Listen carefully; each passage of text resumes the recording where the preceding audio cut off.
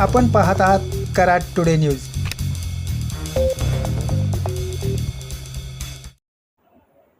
पाटण तालुक्यातील ढेबवाडी खोऱ्यात असणारे वांग मराठवाडी धरण पूर्ण क्षमतेने भरले असून सांडव्यावरून पाणी वाहू लागले आहे. साधारण पाऊण TMC क्षमता असणाऱ्या या धरणाच्या 4 दरवाज्यातून सध्या मोठा विसर्ग सुरू आहे. या परिसरात सध्या पावसाचा जोर काहीसा कमी झाला आहे.